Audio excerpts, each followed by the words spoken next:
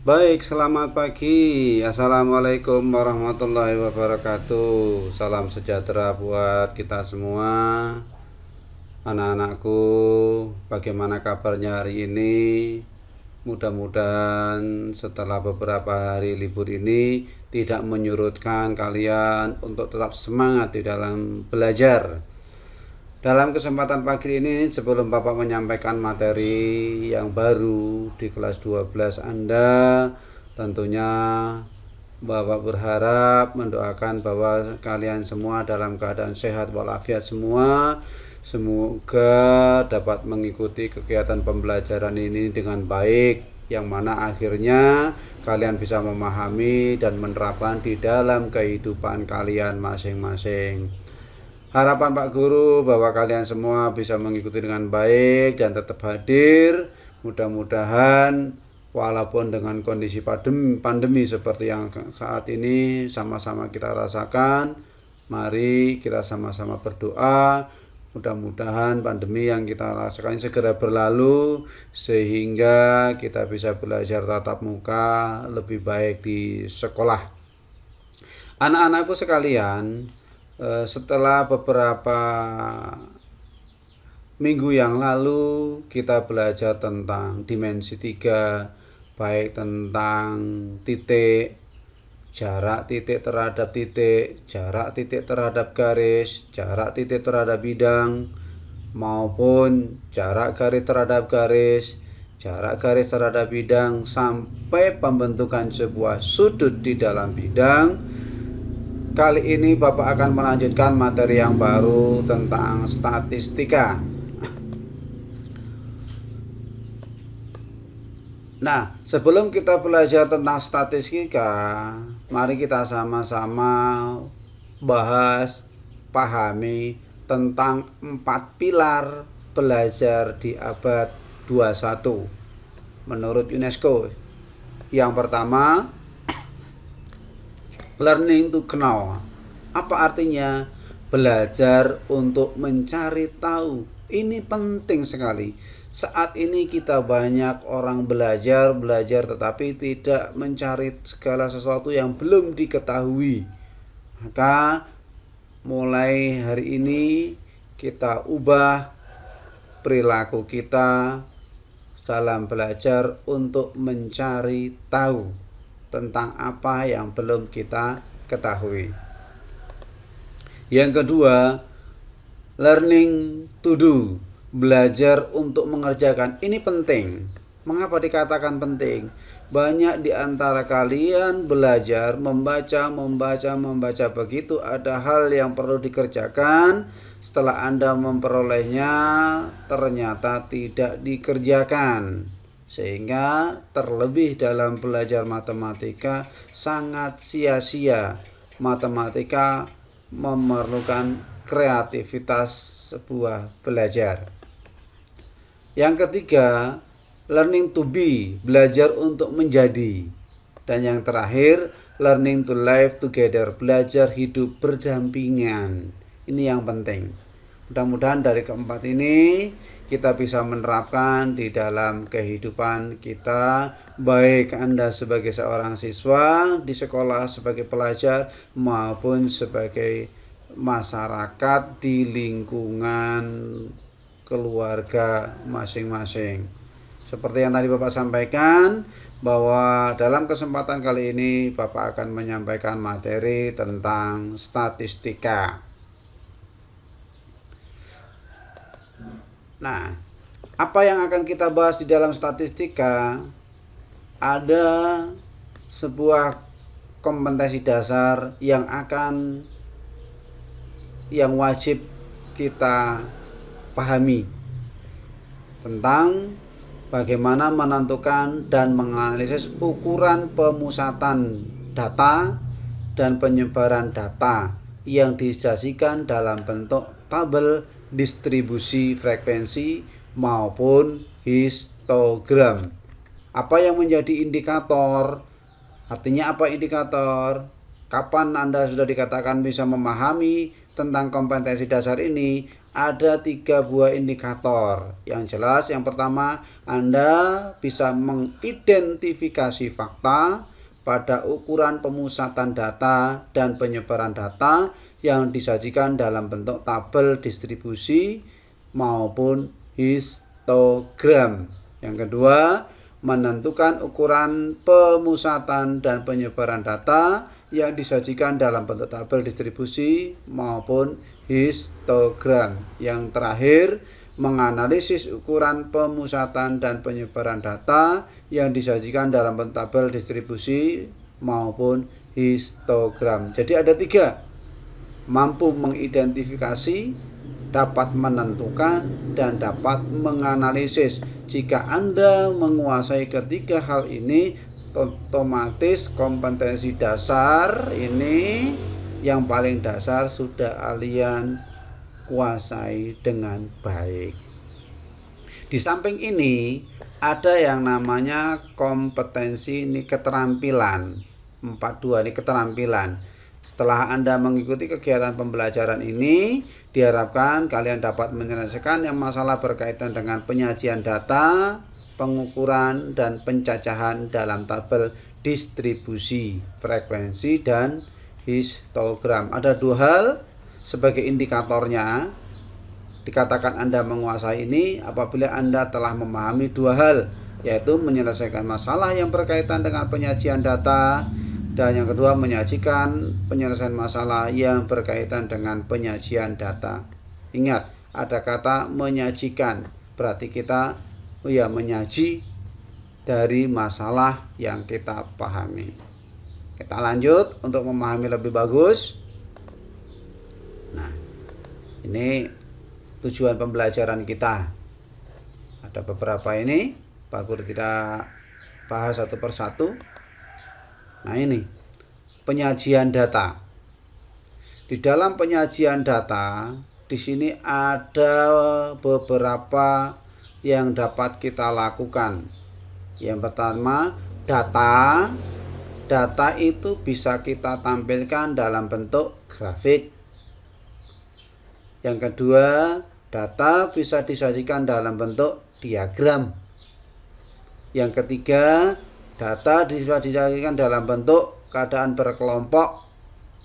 Yang keempat, data dapat disajikan dalam pengukuran penyimpangan. Dapat dilakukan pengukuran dan penyimpangan. Data dapat ditampilkan dalam bentuk tabel. Akan kita bahas satu persatu nantinya tentang data ini. Jadi di dalam diagram kita tahu ada namanya diagram batang, ada diagram garis, ada diagram lambang, ada diagram lingkaran, ada diagram peta, ada diagram pancar, ada diagram campuran. Untuk grafik ada yang menggunakan histogram, ada menggunakan poligon, ada menggunakan OGIF. Untuk tabel ada tabel distribusi, ada tabel biasa, dan ada tabel kontingensi. Untuk keadaan berkelompok ada namanya pemusatan data, tendensi sentral, yang nantinya akan kita menghitung tentang median, kemudian modus. Ada untuk penempatan letak data, ada yang namanya median, berada di tengah-tengah data, atau data dibagi 2. Kuartil itu membagi data menjadi 4. Desil membagi data menjadi 10, dan persentil membagi data menjadi 100. Begitu juga ada pengukuran. Di dalam pengukuran penyimpangan ada yang namanya rentang, jarak nilai terkecil sampai terendah. Rentang antar kuartil, setelah kuartilnya kita hitung, di sini ada kuartil antara kuartil 1, kuartil 2, kuartil 1 sampai kuartil 3, antara kuartil 2 ke kuartil 3, dan seterusnya. Rentang semi antar kuartil, simpangan rata-rata, simpangan baku, varian atau ragam, dan seterusnya. Untuk ini akan kita bahas satu persatu. Kita lanjut tentang penyajian data. Tadi udah Pak Guru sampaikan di sini tentang penyajian data. Yang pertama, data yang disajikan dalam bentuk ini diagram ya. Data disajikan dalam bentuk diagram. Diagram yang pertama tadi, bakul ulang, diagram ada yang namanya diagram garis. Untuk ini nanti Bapak tidak akan mengupas semuanya, mungkin hanya garis, batang. Ini yang sering keluar di dalam soal-soal ujian. Yang pertama adalah tentang diagram garis. Model daripada diagram garis ya seperti ini. Ada sumbu X, ini ada sumbu Y. Ini dapat kita membaca tadi, harus kita bisa membaca. Ini waktu. Ini grafik banyaknya kendaraan waktu parkir. Ini begitu dibuka, pukul 6 belum ada yang parkir karena baru dibuka. Kemudian jam 8 ini sudah ada 14 kendaraan yang parkir. Ini. Pukul 10 sudah ada 18 kendaraan yang parkir. Pukul 12 ada 20 kendaraan yang parkir. Pukul 14 menurun. Mengapa menurun? Karena tadi ada yang parkir, ada yang sudah check out pulang. Kemudian pada pukul 16 juga demikian. Pukul 18 mulai ada yang datang lagi. Ini grafik banyaknya kendaraan. Mungkin tempat parkir di sebuah supermarket. Mungkin seperti itu. Bagaimana contoh diagram batang? Nah, untuk diagram batang, dari ini juga bisa dibuat ke dalam bentuk diagram batang. Jadi data yang ada ini bisa kita ubah. Saat jam 6 pagi tidak ada kendaraan yang parkir karena belum ada yang datang. Saat jam 8 ada 14. Ini dibuat batang, digambar sampai batang ini. Jam 10 juga demikian. Jam 12 sampai jam 18. Ini diagram batang. Nah, untuk diagram batang sendiri ada yang namanya juga diagram batang berbentuk itu silinder dan seterusnya. Banyaklah, nanti kita bahas.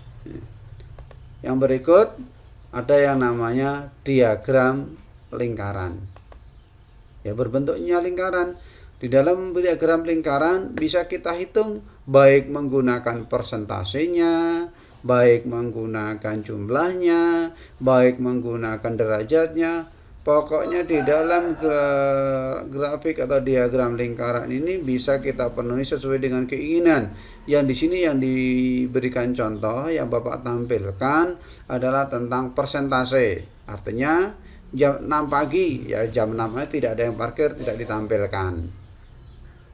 Jam 8, nah ini dia. Jam 8 14%. Jam 10 18%. Jam 12 20%. Jam 14 12%. Jam 16 ini 8,9%. Jam 18 ini adalah ini. Nanti bisa kita hitung nilai 16 ini adalah berapa persen dari total kendaraan yang ada. Jadi ini 3 contoh tentang diagram. Kita lanjut. Penyajian data. Bagaimana mengaplikasikan dari sebuah soal menjadi sebuah diagram. Coba perhatikan baik-baik ini soalnya. Banyak kendaraan yang diparkir dalam selang waktu tiap 2 jam. Bapak ulang, banyak kendaraan yang diparkir dalam selang waktu tiap 2 jam dari pukul 6 sampai pukul 18. Disajikan dalam tabel berikut. Artinya dari jam 6 sampai jam 18, 22 jam itu dihitung. Dari jam 6 sampai jam 8, jam 8 sampai jam 10, jam 10 sampai jam 12, jam 12 sampai 14, 14 sampai 16, 16 sampai 18. Coba kita perhatikan. Nah, ini nih. Nah, disajikannya seperti ini. Datanya Jam 6 itu 0, belum ada yang datang kendaraannya. Antara rentang jam 6 sampai jam 8 itu ada 14 sudah kendaraan terparkir. Antara jam 8 sampai jam 10 ada 18 kendaraan yang parkir. Begitu selanjutnya data dibuat sampai jam 16 sampai jam 18 ada 16 kendaraan yang diparkir. Nah, dari data yang ada ini kita dapat membuat diagram garis. Sekali lagi, dari data yang ada ini dapat kita membuat diagram garis. Untuk membuat diagram garis, langkah yang pertama, tentukan sumbu X dan sumbu Y dalam koordinat kartesius atau salib sumbu. Misalkan ini sumbu X, ini adalah sumbu Y. Tentukan sumbu X itu sebagai apa? Apakah sebagai waktu, apakah sebagai banyaknya kendaraan? Misalkan dalam hal ini Bapak menentukan bahwa sumbu X ini adalah tentang waktu. Ini salah nulis ya. Ini jam 6, jam 8, jam 10, jam 12, jam 14, jam 16 dan seterusnya, ini waktu. Jam.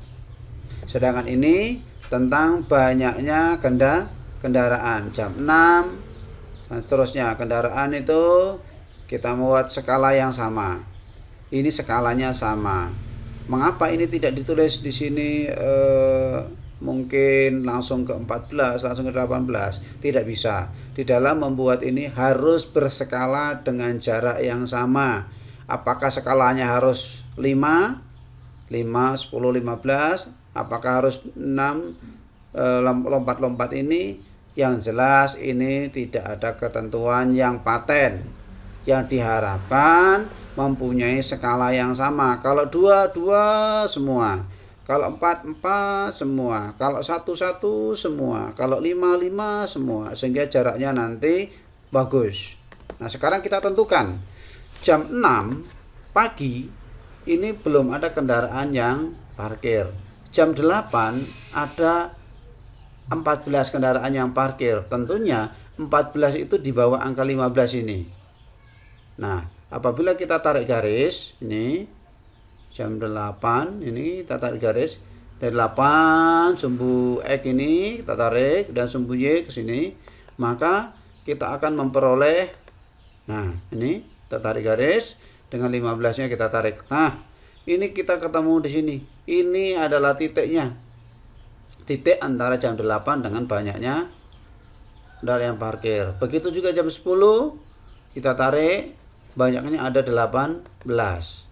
Jam 12 juga kita tarik, banyaknya ada 20 dan seterusnya. Kita tarik semua. Iya. Sampai ini. Nah, setiap titik perpotongan antara waktu dan banyaknya kendaraan kita hubungkan dengan garis. Tak, karena ini jam 6 belum ada yang parkir. Truk, seret. Nah, jadilah garis.